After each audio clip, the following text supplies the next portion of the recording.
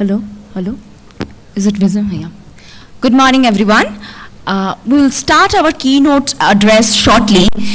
Before that, may I please request all of you to come a little bit forward. We are trying to keep the room close-knit and very interactive.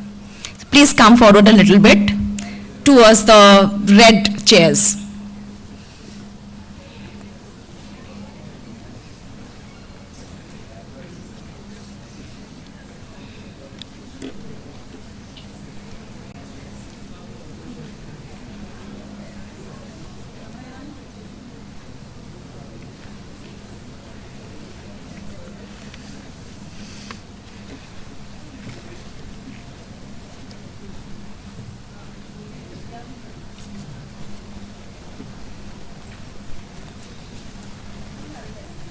Thank you for understanding.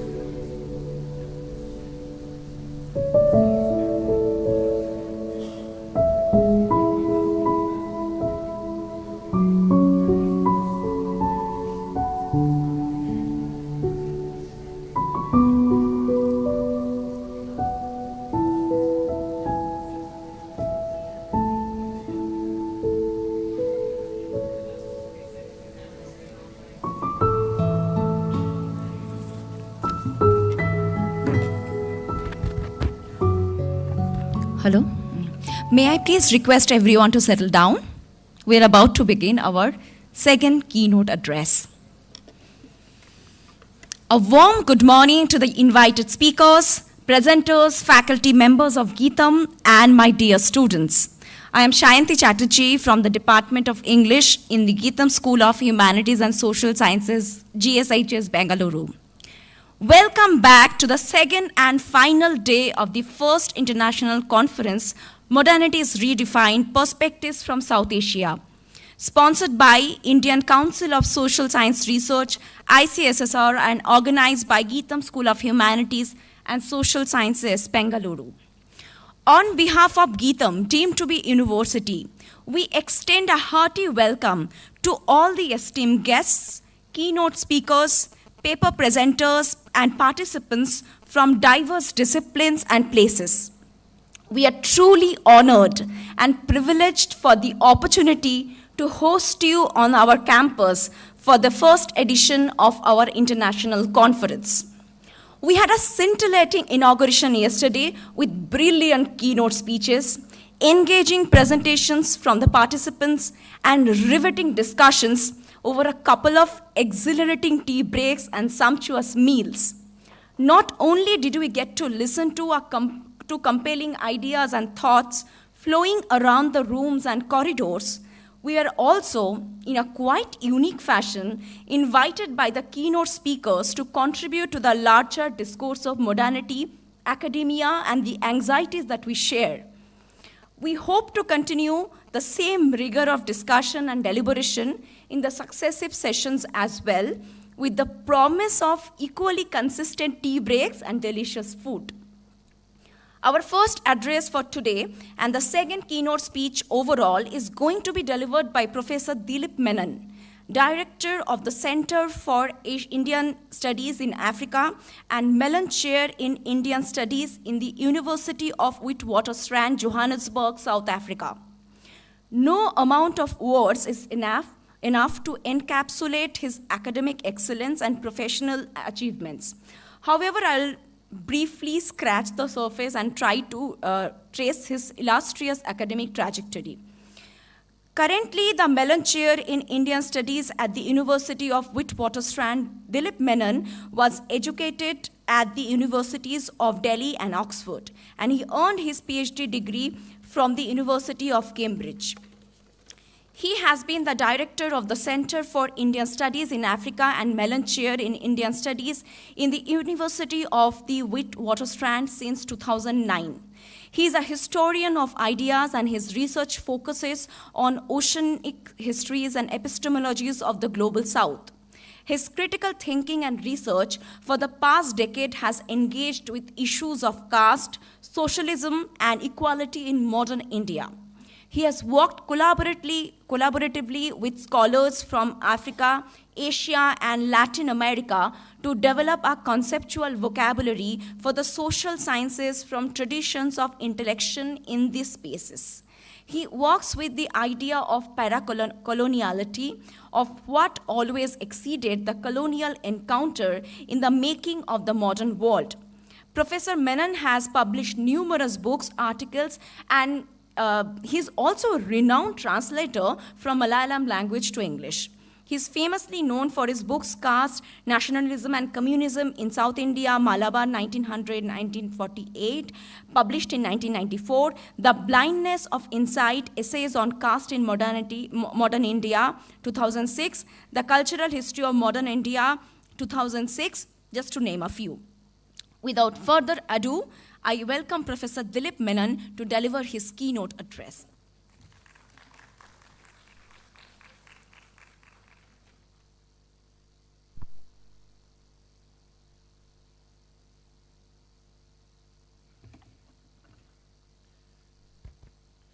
Good morning, everyone. Is this working? No. So I thank Balu, Niaz, and the Department of Humanities and Social Sciences at GITAM for inviting me from across two oceans to come and speak to you. And it's been a delightful first day. I attended 3 sessions because that was all that was possible, unless I had to be flitting between 12 sessions, which would have been curtailed my attention span. So the 3 sessions that I listened to, the papers were excellent, thoughtful, and it's remarkable that Niaz has managed to bring together so many young scholars working on such diverse themes as dance, film, literature, urban history, and so on. So I'm hugely inspired by this, and congratulations to the GITAM team for organizing this. And I thought to myself, if I have to give a keynote speech, what exactly should I be speaking to you about? And yesterday when we had the session at the end of the day, and Professor Narayanan invited the students to address some of the problems of being in academia, questions of intellectual history, personal questions, anxieties about being in an academic space where our lives are determined by the political economy of an academe, which is centered elsewhere, not here, right? So there is many senses in which what we write cannot proceed from what we think. What we write is premised on, guided by, inflected by many of the ideas and structures and ideologies that come from the global north. So I think that's what my keynote will try and address, and it's less a keynote and more a key conversation, as it were, because I want to pick up on some of the themes that we talked about yesterday. So I'd like to begin with an image, and so if I were to give a title to my talk, it would be, "What Time Is It There?" And the reason will become clear to you in a second. The Taiwanese director Tsai Ming-liang made a film in 2001, a film called "What Time Is It There?" And it's based on an interesting premise. There's this young watch seller in Taipei, young man who sells watches by the roadside. And one day he's visited by this very beautiful, mysterious young woman who wants to buy a watch from him. So he shows her all the watches that he has, and she's not very impressed by them. She wants the watch that is on his wrist, and that was a gift to him from his father. So he very reluctantly gives it to her, and he also realizes that this will probably be their last meeting because she's leaving for Paris the next day. So she leaves, and for him, he has a sense of desolation and loneliness, and he fills that up by setting every watch that he has to the time in Paris. And he spends all his days in a cinema, darkened cinema hall, watching French films, watching Truffaut and watching Godard and so on, because he wants to occupy the time that she is doing. And for those of you who have been thinking about the ways in which we do academics here, this will resonate, the story will resonate, because we don't live in our time. We live in a time that's determined for us. We're very, very conscious of what time it is in Europe or North America. That's what our academics is all about. So this question of what does it mean to live in a time that is not determined by us is the central fault line of academics, right? And modernity for us is this obscure object of desire. We're not very clear about what the lineaments of modernity are. We're indeed not clear what modernity entails. And of course, if any of us asked to give a definition, we'll probably be able to list certain characteristics which have been provided for us by this rhetoric of Europe, which believes itself to be modern. So in many senses, we are also thinking about modernity as a very derivative idea, right? And it's very hard to come to terms with what it would mean to think about the idea of modernity. Need we think with the idea of modernity? How important should be in the way we think about ourselves? And one of the important things underlying this is that the idea of modernity carries with it much of its colonial past and much of its colonial history. So the linear time of progress that we have right now, which appears to be secular, it appears to be in terms of development and many such issues, is hitchhikes on an earlier category, which is that of a civilizational hierarchy. Because if we think about the period of colonialism, those 400 years odd of colonialism, there was a civilizational hierarchy where the West had already reached the apogee of civilization, and then the rest of us were classified in various stages, with Asia, Africa appearing right at the bottom, and all we did was to aspire to the civilizational model that Europe offered us, right? And it was a very parental model. We were in the relation of an infant or a child to the fully developed adult. That was Europe. And in many senses, this residue of an imperial ideology that is implicit in the idea of modernity is something that we need to engage with. What it has done is to just displace the idea of a civilizational hierarchy with us at the bottom, with the idea that there is a modernity elsewhere which we shall now aspire to, probably never get there. To use Dipesh Chakravarti's very resonant phrase, we are condemned to the waiting room of history, right? You remember the phrase from Provincializing Europe, a phrase that haunts the way we think and write. So in many senses, we have to understand modernity as a judgment. It's a political judgment on certain spaces. You are not modern enough, right? So Africa is not modern enough. You have states and civilizations in Europe. Africa is a space of patron-client relationship or tribal warfare, or India is characterized by caste and internecine conflict between different groups, whereas Europe is presented to us as a stable entity that is, and we all know that this is as much an illusion as the idea that our spaces are in a state of disorder, right? Europe is in very much a state of disorder right now. The very idea of Europe is under threat. But we do continue to do what Tagore in his lectures on nationalism in 1917 criticized. He asked a very important question which we still are trying to resolve. He said, why are we writing our histories with histories that come from elsewhere? Right? The model for writing our history is a model that comes from elsewhere. Right? The trajectories of European history, we want to follow the similar path in order to arrive at a similar destination, perhaps. And Sudipta Kaviraj, a political theorist, has called this Euronormality. Euronormality is what governs the social sciences. So the idea that Europe has achieved individualism, it has achieved secularism, it has achieved industrialization, it has achieved democracy, and that there is a certain stage, set of stages. You proceed from one to the other, and our societies have to proceed through those same stages. And so Kaviraj makes the argument that, look, we had democracy before industrialization, right? And this sequence that comes to us from a history that is elsewhere cannot be our sequence. Our sequence has to be different, right? So this is the important idea that we need to think with. And if you think about the idea of this different sequentiality, as it were, the different sequentiality of history, or probably a different temporality, think about the word adhunik for modern, right? The word adhunik means both modern and new, as well as that which is contemporary. Right? This is the important way to think about, if you're thinking about Adhunik Bharat, it means modern India. But if we link it to the discourse on modernity as a different meaning than that which engages with what is contemporary, this is something that we do not do in our social sciences. Our social sciences are governed by the temporality of the future rather than the temporality of the present, what is contemporary. And if we think about this question, then we have to ask, what are our categories? Do we work with our categories at all when we study our societies? Our categories seem to come from elsewhere. Our history seems to come from elsewhere. Tagore was very right in 1917. If he were alive today, he would say very much the same thing. So there hasn't been much that has been happening. And if we think about the idea of the grand narrative, this is something that, again, you're all familiar with, the idea of the grand narrative of, in 1989, you have the idea that history has come to an end, or rather culminated in democracy. There's a certain European triumphalism which is unraveling before our very eyes, as we are in the 21st century.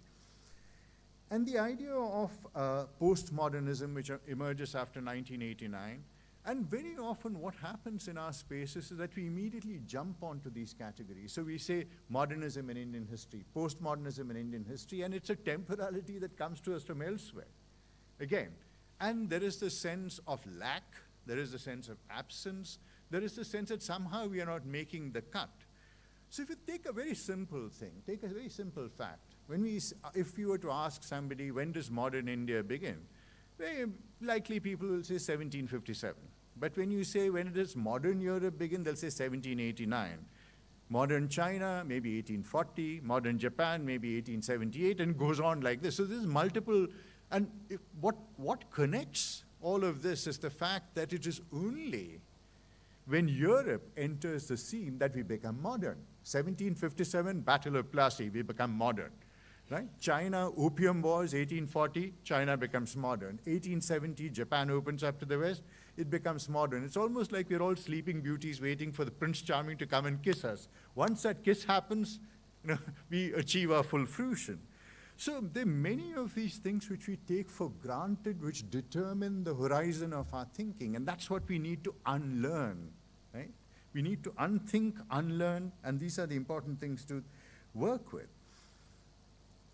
Significantly, if we think about the fact that there was the movement to subaltern studies and post-colonial theory and so on, what was interesting about post-colonial theory as practiced by Indian social scientists like Gayatri Spivak, Dipesh Chakravarti, Ranajit Guha, and so on and so forth, was that they worked very much with European social theory. It was a rendition of Indian history in terms of a European social theory. I mean, think about the presence, the deep presence of Heidegger, for example, in Dipesh Chakravarti, and the fact that at the heart of the book Provincializing Europe lies both a tragedy and lies something that is very ironical, where he argues that we must work with what he calls the gift of the Enlightenment. So it is a book that is attempting to provincializing Europe, but it's already been captured, the mind is already captured by Europe. So this is the question that is at the heart of what we need to think about when we think about what are our categories, what are our trajectories, how do we write our histories in terms of ourselves. And Ngugi wa Thiong'o, the great Kenyan literature and thinker, he calls it Europhone theory. What we do here is Europhone theory, northern theory, southern fact, right? When we write about our spaces, it's almost as if we can't think theoretically from our spaces. So we leap very lightly from, to Levinas, to Foucault, to Agamben, and we are very, very clear that we need to be au fait and up to date with what is happening in Europe. Long ago, the diplomat Metternich said, when France catches a cold, Europe sneezes. Here, when Europe catches a cold, we sneeze. And that's what our intellectual production is, in very many senses, keeping pace, as it were. But why do we do this? Right? What lies at the heart of this failure on our part to theorize? And Ganesh Devi, one of our most important literary critics and scholars, wrote a wonderful book which in many senses determined my intellectual trajectory in the 1990s. It was called After Amnesia. Right? And for all of us who are colonized countries, we live after amnesia. We have forgotten our existing traditions of intellection. And what sparked off this phrase for Ganesh Devi was the fact that he went to study English, and he was immediately asked to read the English literary critics and so on. So he asked the obvious question that if we are studying literature, do we not have 1,000 years of literary criticism available to us from within our Indian tradition? And they said, that's all very well, but you're doing English literature, that's what you need to do. You need to look elsewhere. So what we have invariably ended up doing is that we have become hitchhikers on a European narrative, right? And I would probably be even harsher and say we are not only hitchhikers, rather given the political economy of publication, we are illegal immigrants on a European narrative. Because at every point our passport is checked. When you submit to a foreign journal, you're asked, have you read X, have you read Y? And you cannot say, well, these are not very important for my enterprise. I'd rather think with Gandhi or Tagore or local traditions in Kerala or Karnataka, but you have to show the passport, have the visa, and only then do you make the cut, as it were. So we are hitchhikers, we are illegal immigrants on a European narrative. Do we have the papers? Do we have the right theory? What would it mean, for example, if we are studying what we are studying, and we were, for Malayalis, if we were to draw upon Kutty Krishna Marar, or N. Krishna Pilla, or P.K. Balakrishnan, or if you're in Karnataka, to draw upon D.R. Nagaraj, G.S. Amoor, G.H. Nayak, profound intellectuals who have theorized with the weight of not only a Sanskritic tradition, but a regional tradition of intellection and thought. Why do we not do that? We live after amnesia, right? We live after amnesia, and our universities cultivate that amnesia, promote that amnesia, because we want to be what we are in an international political economy where we don't set the rules. We don't live according to our own time. That time is, what time is it there, right? So what happens then when we think from categories that are drawn from our spaces, our histories, our multiple traditions of thinking? And of course, the easy answer is, let's go back to the Vedas, right? Or let's go back to... And that's not sufficient, because the space that we occupy, the intellectual spaces that we occupy, do not allow an easy engagement with a tradition that is now forgotten. We are not part of it. We cannot go back easily. And the other thing is that we cannot go back without being critical, because these texts were written in a space of patriarchy, hierarchy, caste inequality. We have to engage with all of that. But we need not abandon it. Think about the fact that Socrates and Plato, whom we see as patrons of democracy, wrote within slave societies that they approved of, right? And if you think about Immanuel Kant, he was a misogynist, he was a racist, but what European thinkers have done is to recuperate those ideas, recuperate what is vital from those ideas, and this is what we need to do. So very often you find the two trajectories of argument. One is the golden age idea. You just go back, and it's all there. We've said everything already. And the other will say, no, it is too mired in inequality, caste, and so on. But there is work to be done. And that work is the work we are not doing. Our teaching and thinking does not allow us to do that work, and we are not doing it. We resort to the easy strategy of working with a theory that comes from elsewhere. Why do we lack the courage? Why do we lack the self-confidence?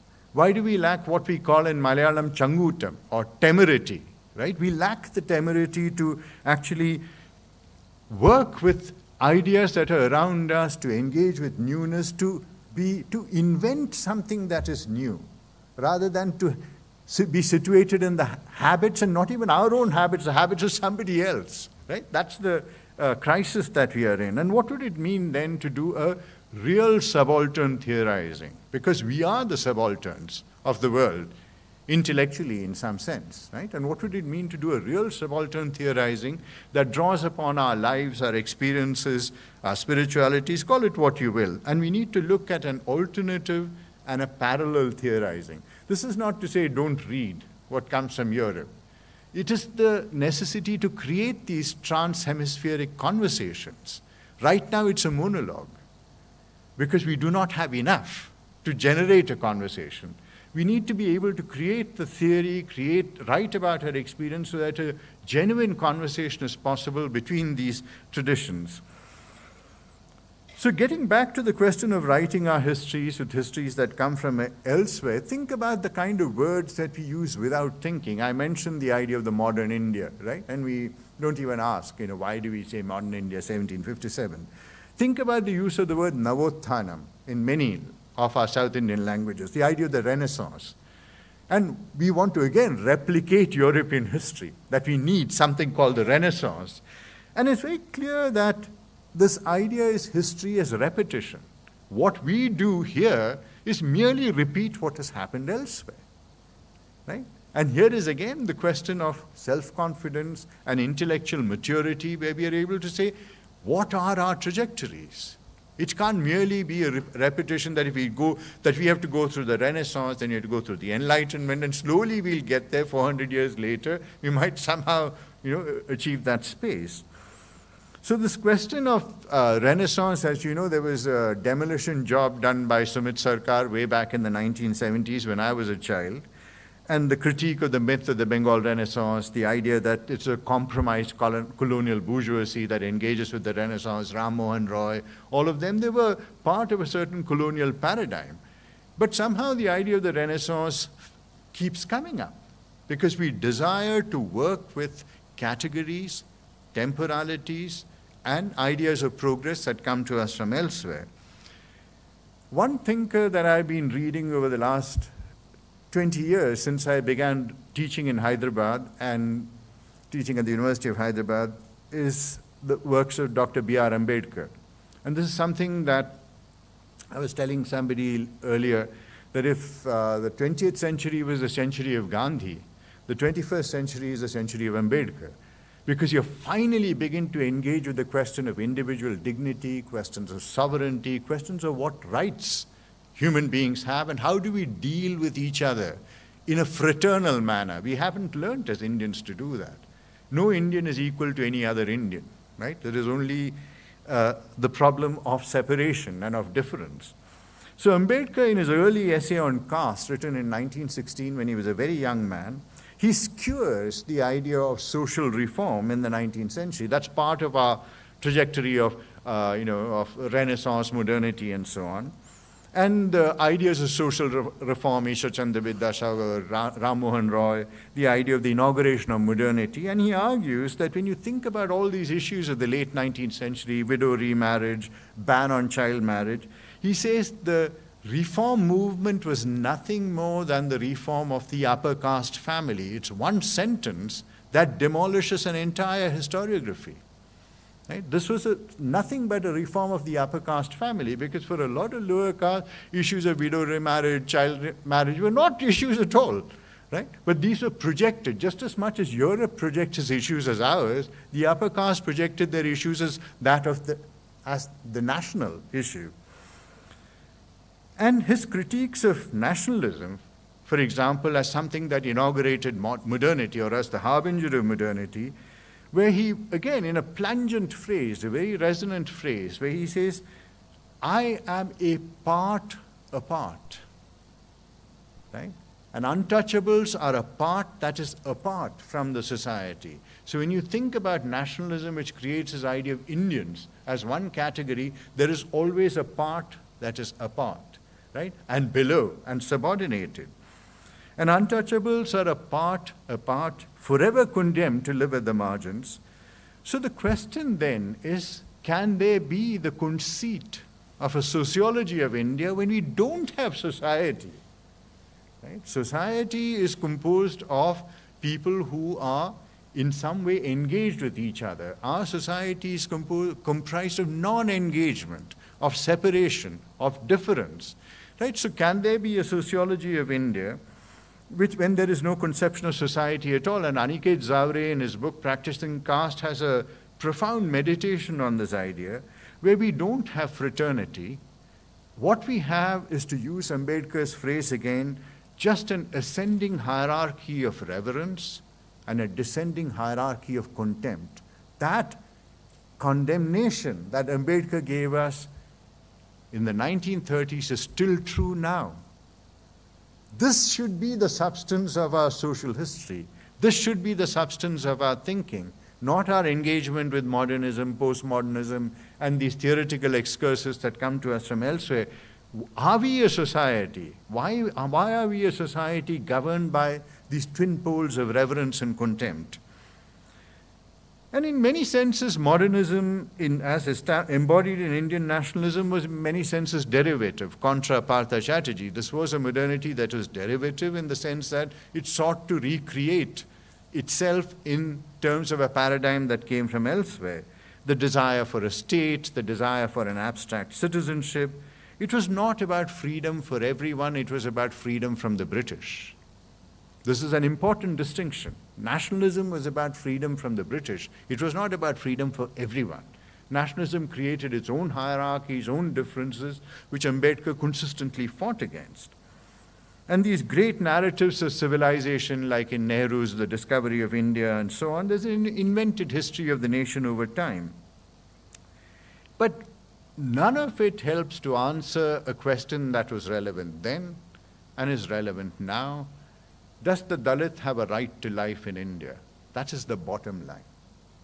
And that is the bottom line that has not been resolved.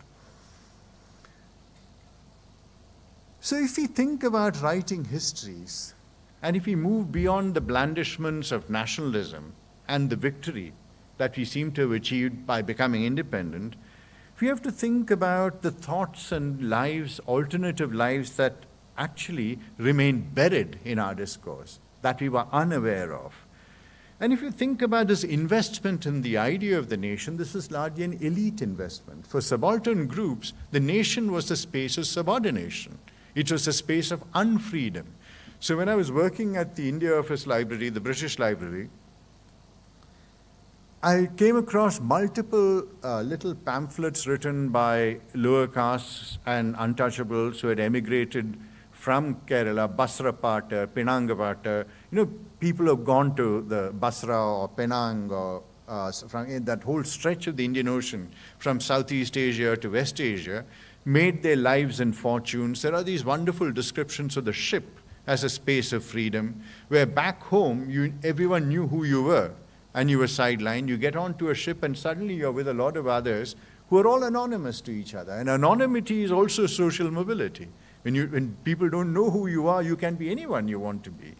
So there are these celebratory texts of these migrants who go make their money and come back. And that makes you think about why the subaltern imagination has always been transnational rather than national, and engaged with these oceanic spaces. So again, a question that I raised yesterday in the discussion, what would it mean to write history in terms of the Rohingya, the Syrian who crosses the water, walks across the water into Europe? What does it mean to think history from the marginal, rather than from the elite historiography that is at the heart of writing nationalism? And subaltern studies didn't allow us to get out of this bind, right? Neither in terms of the addressing the subjects, nor in terms of understanding subaltern intellection or subaltern ideas. Ideas proceeded from Bankim rather than from the Dalit. G. Aloysius, in a much forgotten, unjustly forgotten book, a book written in the 1990s, Nationalism Without a Nation, makes the profound argument that when we think about nationalism as having provided us freedom, nationalism provided us freedom from the British. But what he argues that it was the lower caste movements, people like Narayana Guru, Periyar, Ambedkar, who made arguments for rights, for freedom, for dignity, for everyone, right?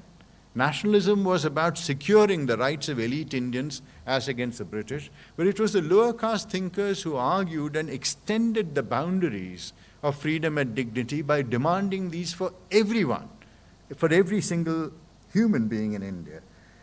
And this is why we need to resist the grand narrative of a nationalist modernity. Right? Just as we resist the idea of modernity, we need to resist the grand narrative of a nationalist modernity. And throughout modern India, there has been this parallel narrative arguing that we have never been modern.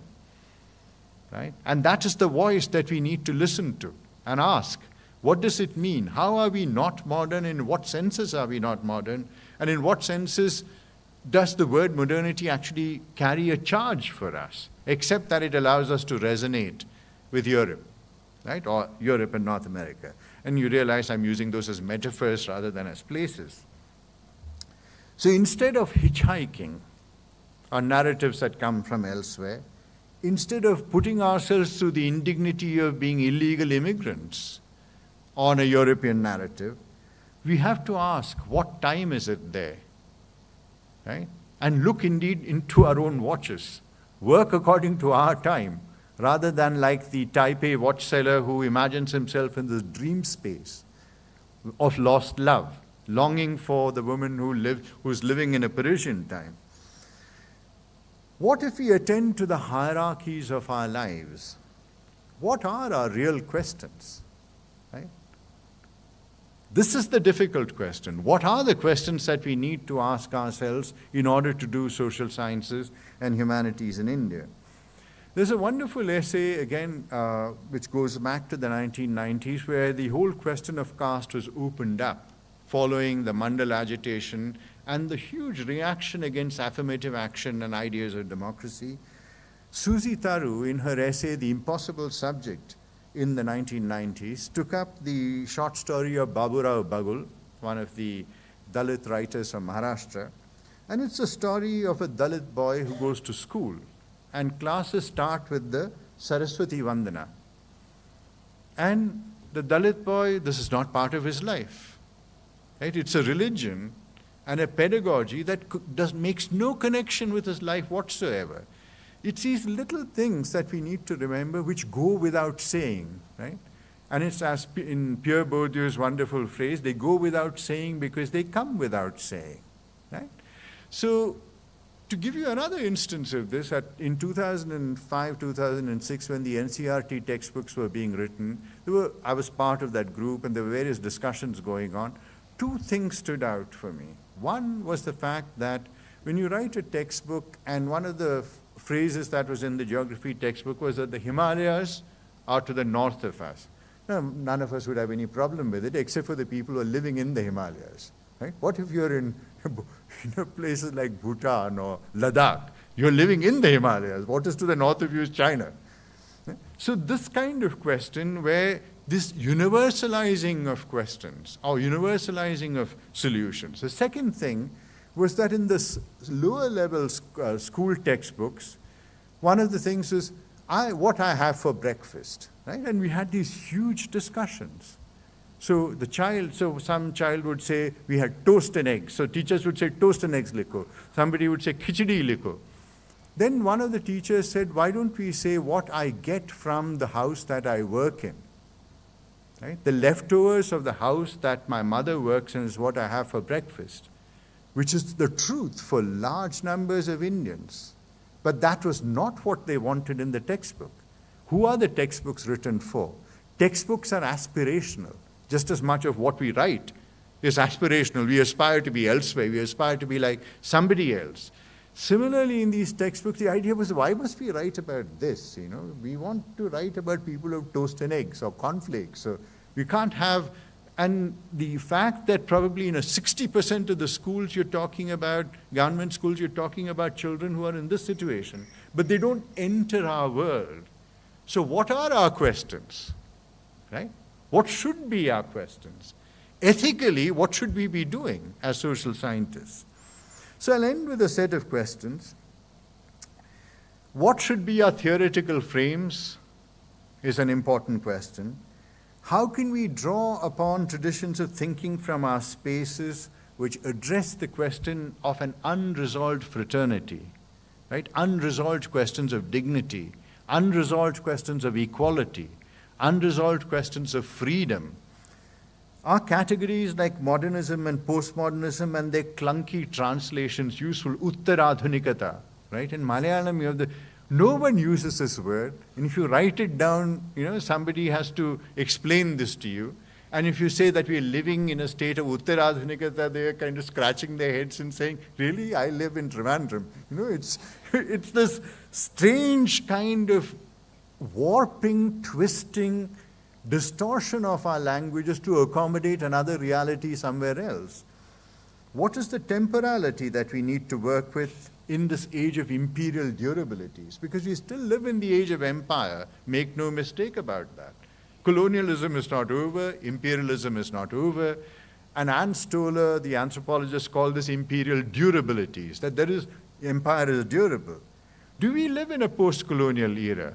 Think about the unconscionable violence being inflicted on Palestine in that settler colonial state called Israel, and I put Israel within quotes.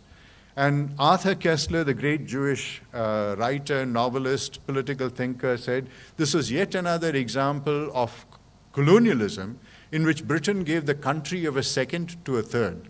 It was not theirs to give, but they gave it to somebody else. It's like the 1938 Munich Pact, where Neville Chamberlain promises Czechoslovakia to Hitler. Right? So this is part of the debris of an imperial colonialism that is being enacted in front of our eyes, which is why it is only South Africa, sadly enough, which has taken Israel to the International Court of Justice. It should have been India. We fought against apartheid.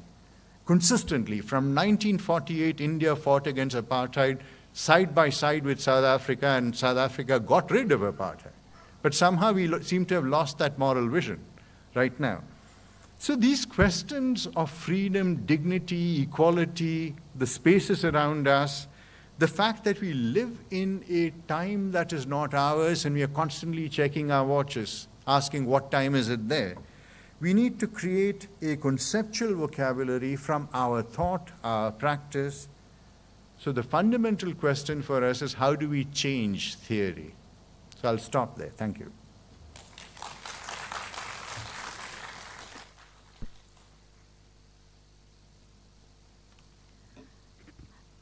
Thank you so much, Professor Menon, for the illuminating talk on the multifaceted and eclectic ideas on modernity. The floor is now open for questions.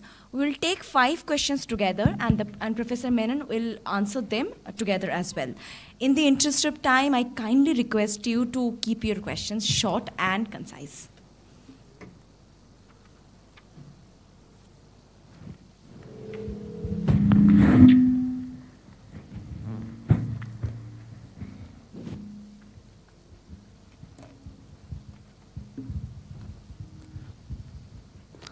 Thank you very much for this very thought-provoking lecture. And I am just beginning to think, from where you just ended, the terms like inequality, unfreedom, indignity.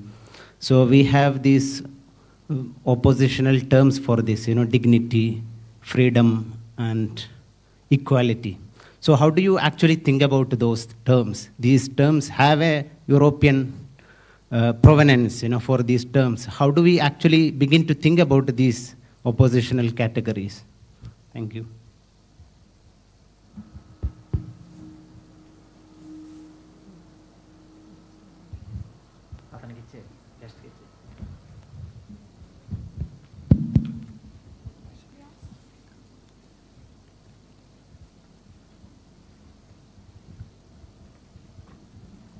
Professor Menon, thank you. I'm Anant Kamath. I've been studying the subaltern engagement with technology for a number of years.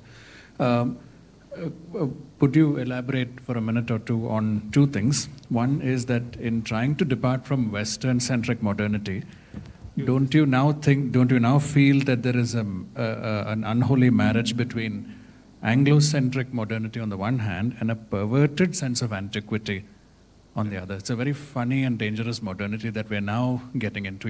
I'm sure you understand exactly what I mean. The second thing, if you could elaborate also, is you did indeed touch upon it, but I would love to hear more on our own indigenous hierarchy of modernity, where differences are now glorified more now than ever before, where how modern you are is a judgment based on a very urban Anglophile Brahminical template with its own waiting room, to use your own words. So what we have is our own hierarchy of modernity with an Indian flavor of neoliberal capitalism, which is an intersection between Western modernity and a very perverted antiquity. So what is modernity for the subaltern in India today? You did elaborate very beautifully on what happened during Ambedkar's time, but what about modernity for the subaltern in India in this very funny marriage?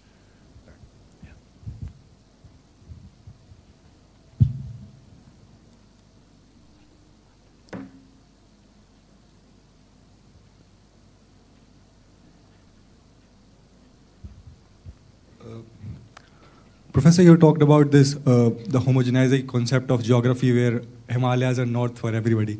For me, there's another interesting concept in modernity and nationalism, which is Partha today talks about the linear conception of time, that history should be similar for everybody living in a nation. That if you don't agree with that kind of history and if you have a different conception of history, then you don't fit into the nation. And you are considered as Appadurai calls the other in the binary identities. So how do you think that two things play together? Sorry, I didn't get the two things. How this linear conception of history and those who do not fit in this linear conception, how they are considered as outsider and they are excluded when it comes to nationalism. Well, that's one thing. Yeah. No, you said two things. That's why I was wondering. No, one thing that I'm talking about is the linear conception of linear history, and another but is it's part of the same argument, right? Another is how the exclusion that takes place is related to this conception of history. Okay, I got it. What's your name? Arsalan.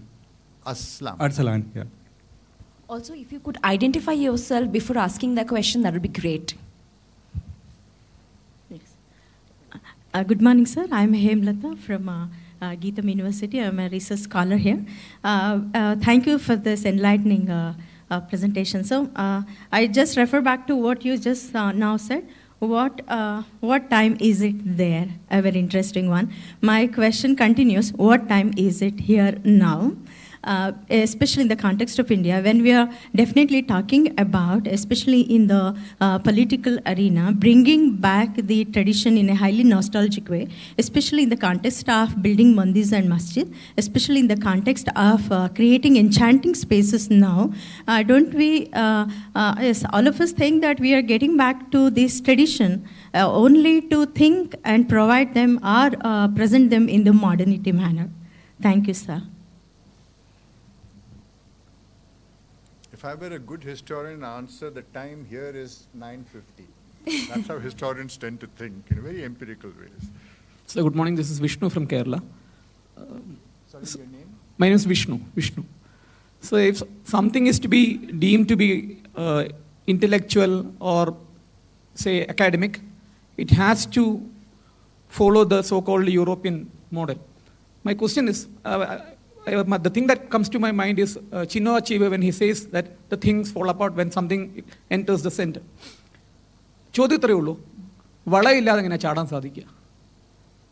Because if something has to be deemed to be academic or conceptual, it has to be structured in the so-called European phase, unless it will be deemed to be postmodern. If we bring in something from the, say, Eastern plane and place it into the theoretical frame, they will say that it not fit into it. And you will, the world which counted to be academic would say that it is outside the structure. But in the structure, how can we do it? We will say that the structure should be there. That is the question. How can we go outside it and still say that it's academic? I'll answer your. Sorry. Should I speak through this? Hello? Yeah. I'll answer your question, but I'll begin by saying that we are like Abhimanyu. We have entered the Chakravyuha, we don't know how to get out, and we are ending up dead. Right? So that's but I'll come back to the question that you raised. So the first question was asked by Said Alawi, and raising the question of when I say freedom, dignity, etc., and aren't these European categories? And I think because I'm speaking in English, I use those words. If I were speaking in Hindi, Malayalam, Oriya, whatever, I would use different terms. And this is important to remember because Amartya Sen has written about this, right? When why is it that he goes back to the Shanti Parvam of the Mahabharata? Why is it that he returns to Ashoka's edicts? Because what he is arguing through a return to that is that these notions of living together, notions of peace, notions of the right forms of governance were all available to us. Anyone reading the Mahabharata, for example, there are many other texts that one could read, but I'm speaking about something that I'm familiar with. You'll realize that many of these concerns that we see as tremendously modern have been age-old concerns. So take at the beginning of the Mahabharata, for example, there's the burning of the Khandava forest, right? All of us are familiar with that. But fewer of us are familiar with the fact that even as the story of the Khandava forest is told, the forest is being burnt, the animals are fleeing in terror, the Pandavas are standing outside killing every animal one by one. It's a case of genocide that's happening there. But the story of that fire is told to us through the story of a mother bird. Right? There is a mother bird trapped in the fire in the forest who's concerned for the life of her fledglings. Now, how did she come to be there?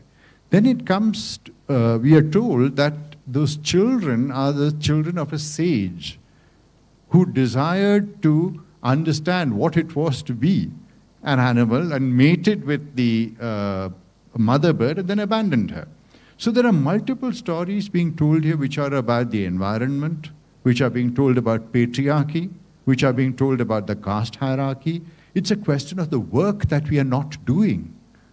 Right? We are not doing any work with our traditions, which is why we tend to assume that freedom, dignity, etc. are Western categories and it's only with the coming of colonialism. Think about Muzaffar Alam's work, for example, on akhlaq literature. Right from the 10th century, there are traditions of ethical governance which were practiced in the princely states of India. There's a wonderful book by Razak Khan on Rampur, which has come out recently, which engages with this. So I think, the idea that these ideas are Western has been sold to us by colonialism, right? And we live after amnesia.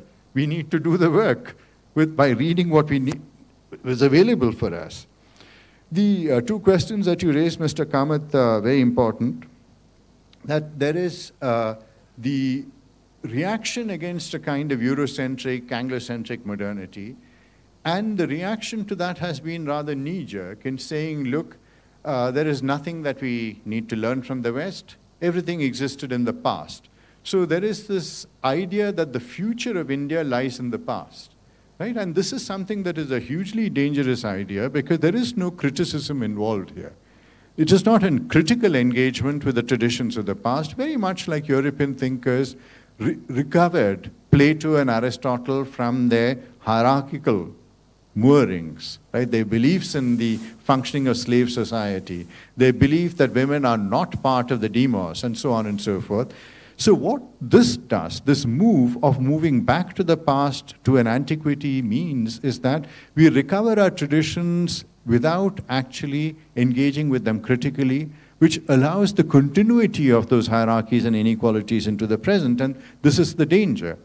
Because what we have is, if you think about India and the fundamental structure of much of our upper caste thinking, which has become more generalized, where there is hierarchy, the reverence contempt thing. What we see increasingly in modern India is that because we are unreflective of this, we are seeing the Dalitization of the Muslim as well. So we can ask the question, does the Muslim have a right to life in India? Just as much as earlier we asked the question, does the Dalit have a right to life in India? So these fundamental transformations are happening because of an uncritical traditionalism. And the hierarchies of Indian modernity, and that's a beautiful way of putting it, because when we think about modernity right now, that there are different visions of modernity. Bal Gangadhar Tilak's vision of modernity was not the same as Ambedkar's vision of modernity, even though they were both Maharashtrians, except that one was a Brahmin, the other was a Dalit. So those of you who remember the case of Rakhmabai, Rakhmabai was this young woman who belonged to the carpenter caste, married off at an early age, and then the time comes for her to go to her husband, and she says, no, I don't want to go to my husband, and this goes up to court. It goes all the way up to the Privy Council, where the Queen herself has to pronounce on this. And then, of course, Rakhmabai is allowed to lead her own life, but Bal Gangadhar Tilak says, if Rakhmabai is allowed to go to her husband, it is a blow to Indian masculinity, right? Because he sees this as an anti-colonial thing rather than something that will help in the reconstitution of patriarchy. So these are these contradictions of an upper caste modernity that we need to engage with. And of course, this is not to suggest that somehow Ambedkar's vision of modernity is somehow pure. He had attitudes towards tribal groups which are condemnable, and so on and so forth. But everybody comes to us with their flaws. As Kant said, out of the crooked timber of humanity, nothing straight has ever been made. And this is important to remember. And which is what the task, our task as social scientists, as critical thinkers is, that we engage with thinkers critically in order to recover what is important for our time, what is urgent for our time, right? And similarly with Gandhi. I mean, you can condemn Gandhi, you can sanctify Gandhi, or you can read Gandhi. Reading Gandhi is what we are not doing, right? So that's really what we need to think about. The other question that Aslan asked about the linear conception of history, and I agree with you that a linear conception of history where there is one goal set for humanity, we've had this in the Soviet Union, we've had this in China, we have this under colonialism, where there was one goal set for all the former, all the colonized countries, that they needed to become more and more in everyday like Europe. These linear conceptions of history are disruptive of lives. They do not recognize the multiplicity of human existence and human imaginations. And in India too, after independence, the developmental modernity that we embarked on, I mean, it's just exemplified in the film Mother India, for example, right? That damn shall be the future of India, and damn India. You know, it's a kind of, what we need to think about here is that what are the consequences of one dream for multiple people? It's like there's this Chinese phrase, you know, that you lie in the same bed and have different dreams. That's what life is, right? So when we think about these linear trajectories, I think we need to be aware of the dangers of this, not only for ourselves, but also in relation to the temporalities that come from the West. Hema asked the question, what time is it here? And it's moved on from 10:10 to 10 o'clock. But what time is it here? I think the question can be answered in many ways, because as yet, we do not know this, right? And when we ask what time is it here, it certainly ties up with the question that Aslan asked. It's not one time. We're talking about a multiplicity of times. Nationalism was an attempt to bring everybody into the time of the nation. And you've seen the consequences of that. What we need to be able to engage with it is the multiplicity, the heterogeneity of lives and times and so on, so that we can truly answer the question of the multiple time zones that we live in. But those time zones do not correspond with the European time or Greenwich Mean Time. Right? Greenwich Mean Time was a great illusion, that the world could be structured around one time. And as we know that the Indian Standard Time is also passes, the longitude passes through Allahabad. It should have passed through Mirzapur. The northeast, the sun rises much earlier, right? And it rises much later in Gujarat, but somehow they're all at the same time. So these are the ways in which a developmental modernity unifies, universalizes, and so on. And so this question of what time is it here is what times do we live in here would probably be a better way of framing the question. And Vishnu's question, how do we stop behaving? How can we start misbehaving, as it were? You know, when the conceptual structures come to us from elsewhere. And here is an important question is, what is a concept, right? And for us, the idea that concepts come to us from a tradition of social science exegesis, right? That has its roots in Plato and Aristotle, coming all the way through certain traditions in French, certain traditions in German, English, and so on and so forth. But we have to ask ourselves also, apart from these textual genealogies of concepts, and this is something, it's a project that I'm engaged in along with 19 others. 19 of us are working with 19 Indian languages, ranging from Meitei to Malayalam, Marathi, Gujarati, and so on. And what we are trying to look at is that if we are to create concepts from our spaces, from India, we can do one of two things, right? I'm sure there are multiple strategies, but we can do one of two things. One is to create concepts and conceptual categories in the classical manner, right? Which is the European manner, which is to create this textual genealogy. And so in India, we could go back to the Upanishads, we could go back to the Mahabharatam, or we could go back to some of the Tazkirat, the multiple the hagiographies, histories within the Islamic tradition, we go, and so on. So there's a textual genealogy which we could create, in which we could look at the changes of meanings of words over time. There is another way, and this allows us also to engage with the subaltern, with the everyday, with the fact that we live our lives, all of us, generating concepts. Right? We generate for us ways of being in the world. Because to live in the world reflectively is to generate a narrative about yourself, a narrative about your relation with others, a narrative about what is it to be compassionate, to be just, right? And to respect another person's dignity. So we are dealing with what is called the demotic, right? Something that is of the everyday, of the people. And this inspiration for something like this comes from Bakhtin, right? Bakhtin said, words come to us from the mouths of people, not from dictionaries. Similarly, concepts come to us from the lives of people, not only from textual genealogies. So one of the words that I'm working on right now, and I'll stop with this, 5 questions, yeah, and we're stopping. So I'll just stop with this, is the word Udukkam in Malayalam, right? And the word Udukkam is an interesting word because the word Udukkuga implies subordination, implies making somebody obedient to your will through power. But as every Malayali woman knows, Udukkam also means comportment, feminine comportment. Every parent is telling their female child, Adakko Udukkavu madam, you need to have a contained comportment, you need to behave chastely, virtuously, and so on. So these are 2 words that seemingly pull in 2 different directions, but they are at the heart of patriarchy.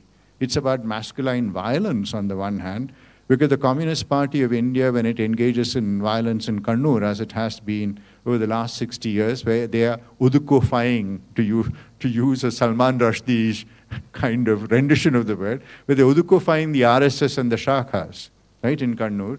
There's been this violence that has generated a very violent masculinity among a lot of North Malabar males, right? So there's that. And on the other hand, there is the Udukkam, right, where you have the, we are willing to wait with regard to the Shabarimala movement. The fact that Rima Kallingal is criticized for wearing short skirts, and she said very courageously and boldly, women have legs as well, right? So, so you're thinking about these everyday concept which actually structures the way in which Kerala is as a hugely patriarchal society, progressive and all of that, but it's a very patriarchal society like any other. But I'll stop here. I could go on forever, but we can have conversations later perhaps. Thank you. Thank you so much, everyone, for your insightful questions. We wholeheartedly thank Professor Dilip Menon for accepting our invitation and for such an engaging interactions over here. Excuse me. So we will now convene for our panel sessions in the next building, which is Vishweshwaraya Bhavan. But before that, the promised tea break. Tea is served in the foyer of this building, next, left of my hand. After the tea session, after the tea break, kindly join us for a photograph session on the stairs of this building. Once you finish the tea break, please come to this room and follow the red carpet. Our volunteers will be there. We'll go to the outside of the building, and on the stairs, we'll take photographs. Thank you so much, everyone. We'll see you shortly. Also, even though it's a promised tea break, please kindly request all of you to finish the tea break as soon as possible.